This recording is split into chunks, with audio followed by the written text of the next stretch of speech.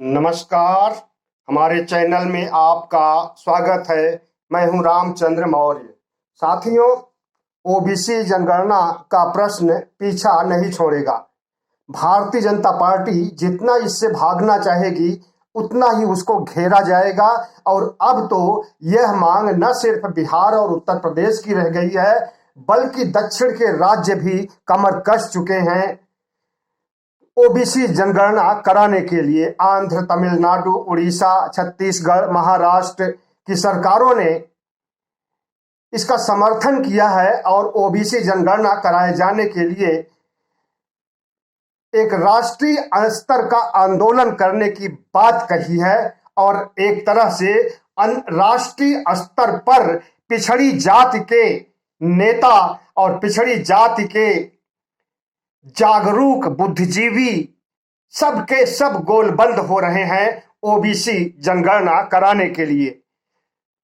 NDA के प्रमुख, सिर्फ विपक्ष ही नहीं बल्कि एनडीए के प्रमुख घटक, खास करके अपना दल की अनुप्रिया और निषाद गुट के संजय निषाद आदि भी इस मुहिम में शामिल हो चुके हैं। और इधर जिस तरह से नीतीश कुमार ने बागी तेवर अपना लिया है, अब केंद्र सरकार को या यूं कहें मोदी सरकार को, आरएसएस को झुकना ही पड़ेगा और उन्हें ओबीसी जनगणना करानी पड़ेगी। साथियों, आपको पता है कि भारतीय जनता पार्टी एक तरफ तो सबका साथ सबका विकास की बात करती है और दूसरी तरफ एक बड़े समुदाय के हक को दबाए बैठी है, या यूं कहें कि एक बड़े समुदाय, पिछड़े अति पिछड़े जातियों के हिस्से पर सवर्ण जातियां, ब्राह्मणवादी जातियां, आरएसएस कब्जा जमाए हुए है और इस कब्जे से हटने के लिए टस-मस नहीं होना चाहती है। अगर इस चीज को पुरजोर उठाया जाता है, नीतीश कुमार ने अगस्त 2021 में ही उठाया था, एक सर्वदलीय प्रतिनिधि मंडल लेकर के प्रधानमंत्री से मुलाकात किया था जिसमें विपक्ष के नेता तेजस्वी यादव भी थे। उस समय प्रधानमंत्री ने इस पर विचार करने के लिए आश्वासन भी दिया था, लेकिन आरएसएस के दबाव में आकर के, भारतीय जनता पार्टी की सवर्ण लॉबी, ब्राह्मणवादी लॉबी के दबाव में आकर के उन्होंने सुप्रीम कोर्ट में यह कहा, एक हलफनामा दे करके, कि ओबीसी जनगणना संभव नहीं है। ठीक उसी तरह से वादा खिलाफी किया इन्होंने, जिस तरह से कि राजनाथ सिंह ने कुछ समय पहले, या यूं कहें कि 1 साल पहले आश्वासन दिया था कि इस बार ओबीसी जनगणना कराई जाएगी। इसके पहले जब गोपीनाथ मुंडे जिंदा थे, जीवित थे, वो भी पिछड़ी जात से ही आते हैं, तो उन्होंने भी कहा था कि भारतीय जनता पार्टी को या जो भी सरकार केंद्र में रहे उसे ओबीसी जनगणना तत्काल करानी चाहिए, 1911 में ही करा लेनी चाहिए। और 19 तो आपको मालूम हो कि 1911 में ओबीसी जनगणना हुई भी थी। तब मोदी जी नहीं थे, मोदी जी उस समय तो गुजरात के मुख्यमंत्री थे। केंद्र में कांग्रेस की सरकार थी और मनमोहन सिंह ने इस जांच के लिए सहमति व्यक्त की थी और जांच करवाई भी थी। लेकिन जांच का उन्होंने हुक्म तो दे दिया, लेकिन उस हुक्म का पालन करना था मोदी के शासनकाल में। और चूंकि मोदी सरकार ब्राह्मणवादियों की पार्टी है, ठाकुरों की पार्टी है, ऊंची जातियों की पार्टी है, आरएसएस की पार्टी है, इसलिए उसने जो रिपोर्ट आई उसको दबा करके उस पर बैठ गई, उसको सार्वजनिक नहीं किया। अगर सार्वजनिक करती तो इसी 2020 से ही ओबीसी जनगणना की गिनती पता चल जाती और उन्हें आरक्षण देना पड़ता, उतना आरक्षण देना पड़ता जितने की भागीदारी ओबीसी की है। और सिर्फ आरक्षण ही नहीं देना पड़ता, बल्कि जिस तरह से एससी एसटी के लिए विधानसभा लोकसभा के चुनाव में सीटें आरक्षित की जाती हैं, उसी तरह से पिछड़ी जातियों के लिए भी सीटें आरक्षित करनी पड़ेगी। और जब 1931 की जनगणना में जब अंग्रेजों ने कराई थी, उसमें 52% ओबीसी थे, तो आज उनकी संख्या कितनी होगी आप सहज ही अनुमान लगा सकते हैं। उस समय मुसलमान कितने थे, आज उनकी जनसंख्या कितनी हो गई है। उस समय देश की जनसंख्या कितनी थी। आजादी के समय 1947 की बात है कि देश की जनसंख्या लगभग 30 करोड़ थी और आज बढ़कर के लगभग 150 करोड़ हो गई, 5 गुना बढ़ गई है। तो क्या ओबीसी की जनगणना, क्या ओबीसी की संख्या नहीं बढ़ी होगी? और 52% अगर 1931 में थी, तो आज निश्चित रूप से ओबीसी की भागीदारी, ओबीसी की जनसंख्या देश में 60% के आसपास होगी। 60 नहीं तो 55 से 60 के बीच कोई भी आंकड़ा हो सकता है। वो चाहे 56 हो, 57 हो, 58 हो, 59 हो या 60% हो, लगभग इतनी संख्या होगी। और अगर इतना आरक्षण देना पड़ेगा और इतनी सीटें लोकसभा की, राज्यसभा की, विधानसभा की आरक्षित की जाएगी, तो भारतीय जनता पार्टी के सवर्णों और ठाकुरों के लिए, बनियों के लिए सीट बचेगी ही नहीं। इसीलिए ये लोग ओबीसी की जनगणना से दूर भाग रहे हैं, लेकिन अब दूर नहीं भाग पाएंगे, क्योंकि यह मुद्दा सिर्फ अखिलेश यादव और नीतीश कुमार तक नहीं रह गया है। यह मुद्दा पूरब से लेकर के पश्चिम और दक्षिण, उत्तर हर जगह विद्यमान हो गया है। स्टालिन ने भी मांग की है कि ओबीसी जनगणना होनी चाहिए। केरल से भी मांग की गई है कि ओबीसी जनगणना होनी चाहिए। तेलंगाना में ओबीसी जनगणना के आशय का प्रस्ताव पारित किया गया है। आंध्र प्रदेश, तमिलनाडु, उड़ीसा, छत्तीसगढ़, महाराष्ट्र की सरकारों ने भी इस आशय से संबंधित मांग किया है। और अगर इस पर सरकार नहीं विचार करती है, तो पिछड़ी जातियों के सभी नेता और सभी बुद्धिजीवी मिलकर के एक राष्ट्रीय आंदोलन खड़ा करने जा रहे हैं। ठीक उसी तरह का राष्ट्रीय आंदोलन जैसे किसानों का था। जिस तरह से किसानों ने अपनी मांगे मनवा ली और मोदी सरकार को घुटने पर ला दिया और मोदी से माफी मंगवा ली, ठीक उसी तरह से ओबीसी भी जब गोल बंद हो जाएगा, जब उसका असली चेहरा सामने आएगा, तब पता चलेगा योगी और मोदी को और इनके आरएसएस की जमात को और इनके जितने भी हिंदूवादी संगठन हैं, तब पता चलेगा कि ओबीसी की क्या औकात देश में है और इनकी कितनी संख्या है और इनकी कितनी भागीदारी होनी चाहिए। ओबीसी जनगणना न कराने के पीछे जो तर्क दिए जाते हैं बड़े ही हास्यास्पद हैं। वो हास्यास्पद इसलिए हैं कि मोदी जी का यह कहना है कि पिछली जनगणना जो 2011 में कराई गई थी, उसके आंकड़े त्रुटिपूर्ण हैं, अविश्वसनीय हैं, बढ़ा चढ़ा करके पेश किए गए हैं। जब 1931 में 52% ओबीसी थे, तो निश्चित रूप से 2011 में इनकी संख्या 60% के आसपास हुई होगी और यही 60% योगी और मोदी और इनकी आरएसएस को बहुत ज्यादा लग रही है।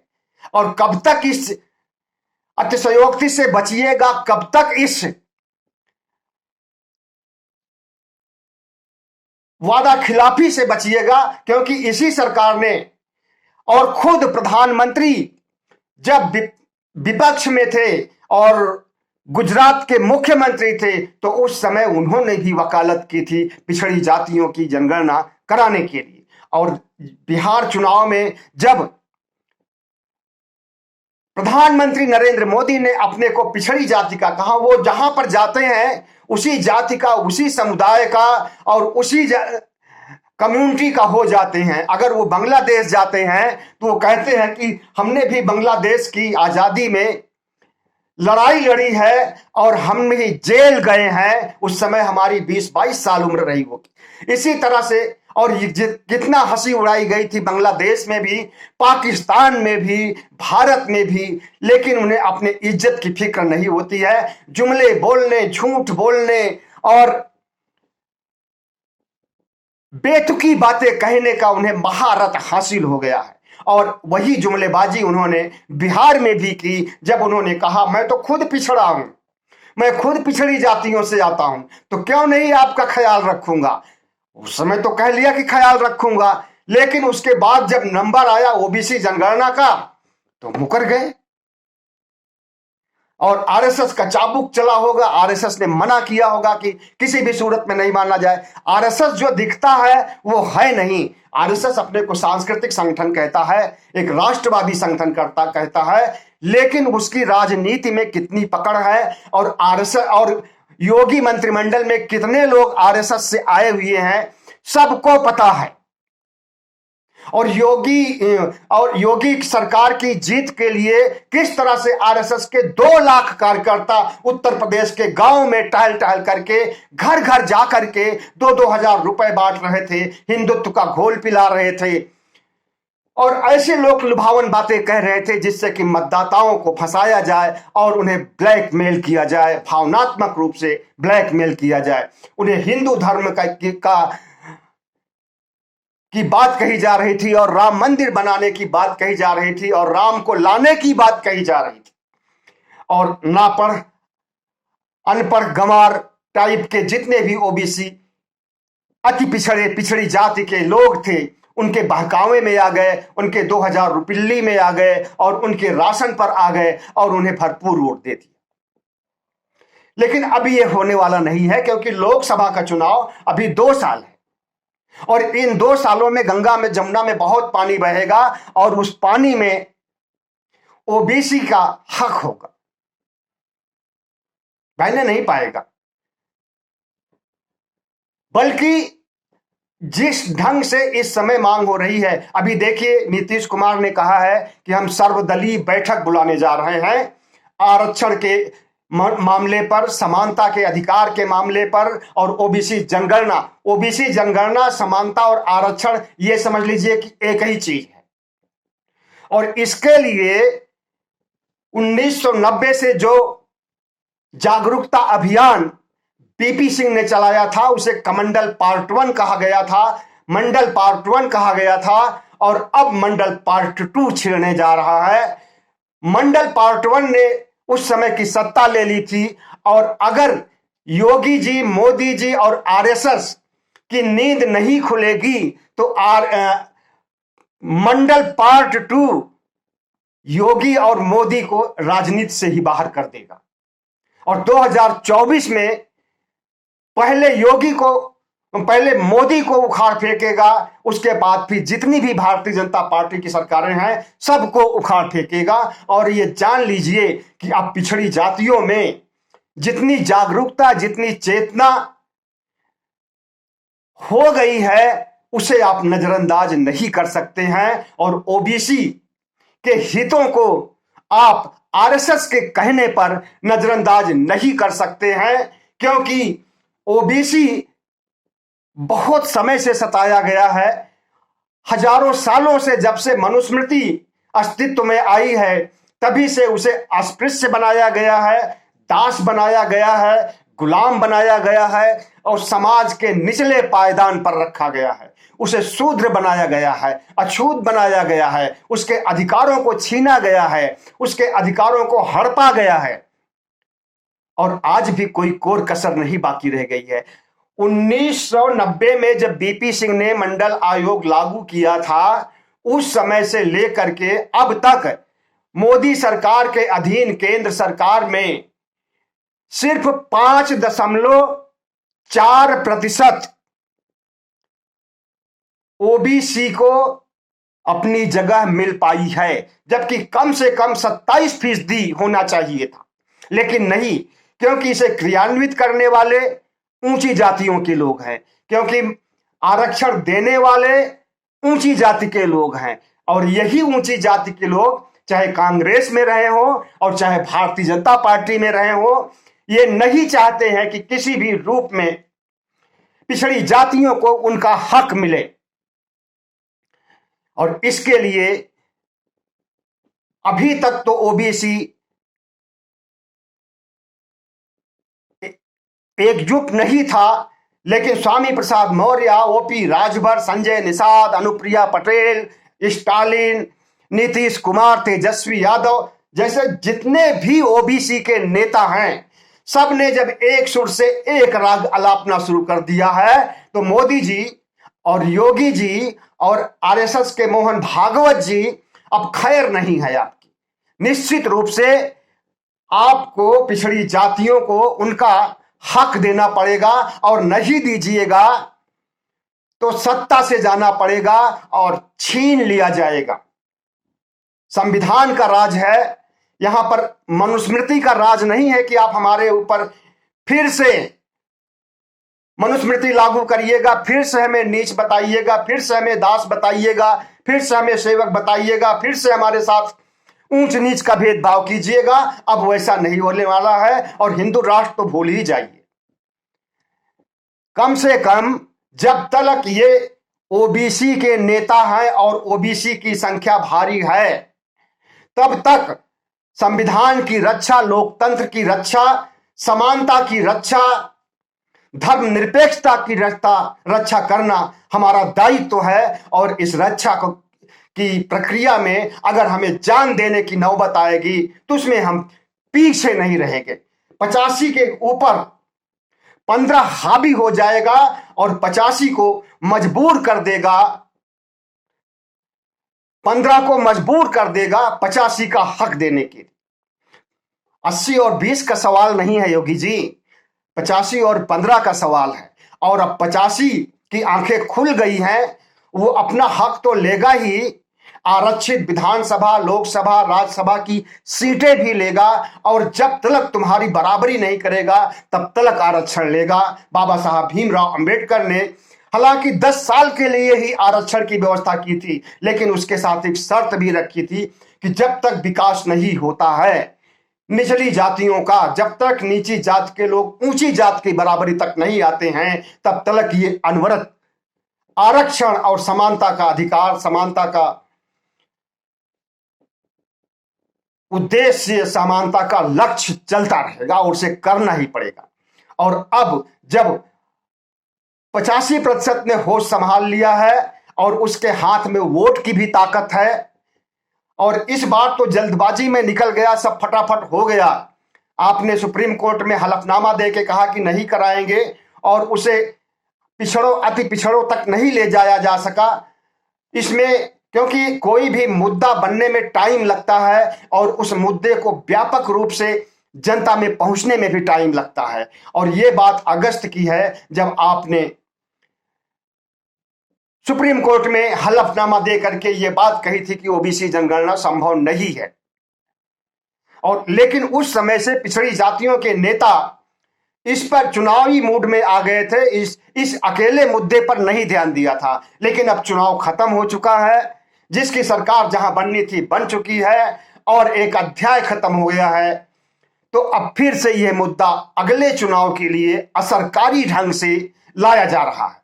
और अगर इस मुद्दे को इस बार नजरअंदाज करने की कोशिश करेंगे मोदी जी और योगी जी, तो निश्चित रूप से इसकी भारी कीमत चुकानी पड़ेगी। और इसमें एससी एसटी के लोग भी पिछड़ी जातियों का साथ देने की बात कह रहे हैं, अंबेडकरवादी भी कह रहे हैं, दलित भी कह रहे हैं, और अल्पसंख्यक तो है ही साथ में। और अभी बहुत टाइम है कि इन लोगों के पास तक ये मुद्दा लेके जाया जाए, गांवों तक जाया जाए, और एक एक व्यक्ति के दिमाग में इस बात को भरी जाए कि तुम्हारे हक को ऊंची जातियों के लोग खा रहे हैं। और पिछले 30 साल में जब से मंडल आयोग लागू हुआ है, तब से 5.4% अधिकारी बन पाए हैं पीएमओ में या फिर केंद्र सरकार के अधीन। बाकी के 27% जो टारगेट रखा गया था, वो टारगेट भी नहीं पूरा किया गया। और जहां पर ओबीसी आरक्षण की बात आती है, वहां पर ऊंची जातियों के नेता, मुख्यमंत्री सब एक ऐसी चाल चलते हैं जिससे कि न रहेगा बांस न बजेगी बांसुरी। शायद इसीलिए प्रधानमंत्री नरेंद्र मोदी देश को बेच रहे हैं, सरकारी कंपनियों को बेच रहे हैं कि जब कंपनियां नहीं रहेंगी, नौकरियां नहीं रहेंगी, तो ओबीसी को आरक्षण कहां से मांगेगा, और निजी क्षेत्र में आरक्षण की कोई व्यवस्था ही नहीं है। इसलिए पूरे सरकारी तंत्र को ही बेच दीजिए, कारपोरेट के हवाले कर दीजिए, निजी क्षेत्र में कर दीजिए, जिससे कि ओबीसी अपना हक मांग न सके। तो एक बहुत बड़ी साजिश की रणनीति चलाई जा रही है आरएसएस के द्वारा, भारतीय जनता पार्टी के द्वारा। लेकिन निश्चित है कि अगर जब हमने कमर कस लिया है कि सरकारी क्षेत्र में तो आरक्षण लेंगे ही, लेकिन निजी क्षेत्र में भी देना पड़ेगा। जब तक कि आपकी बराबरी में हम नहीं आएंगे, तब तक ये मांगे होती रहेंगी और इन मांगों को आपको पूरा करना पड़ेगा। स्वामी प्रसाद मौर्य, अखिलेश यादव, ओपी राजभर, संजय निषाद, लालजी वर्मा, स्टालिन, नीतीश, तेजस्वी, जितने भी ओबीसी के नेता हैं, अशोक गहलोत, जितने भी नेता हैं, वे अपने पार्टी के दायरे से मुक्त होकर के एक सुर से एकजुट होकर के ओबीसी आरक्षण की मांग कर रहे हैं। और अब ऐसे अवसर पर आप शुतुरमुर्ग बन करके और रेत में मुंह धसाने जैसा काम नहीं कर सकते। मतलब जो नीतियां आजादी के बाद से आप लागू करते रहे हैं, ब्राह्मणवाद के, सवर्णवाद की, ऊंची जातियां नीची जातियों के हक को खाती रहे, अब वैसा नहीं कर पाएंगी। और निश्चित रूप से हम गोलबंद होंगे, वोट पर चोट करेंगे और आपके देश को तोड़ने के लिए जो हिंदू राष्ट्र की बात चल रही है, इसका भी मुकाबला करेंगे और अपने हकों के लिए लड़ेंगे संवैधानिक ढंग से। हरिद्वार की धर्म संसद की तरह मार डालो, काट डालो, नरसंहार करो, मुसलमानों को भगा दो, ऐसा हम नहीं करेंगे। लोकतांत्रिक ढंग से, गांधीवादी तरीके से हमारा आंदोलन होगा, जैसे किसानों का था। हिंसा नहीं, अहिंसा की नीति पर हम लड़ेंगे और जीतेंगे भी। बहुत बहुत धन्यवाद। हमारे चैनल को सब्सक्राइब कीजिएगा, लाइक कीजिएगा और शेयर कीजिएगा।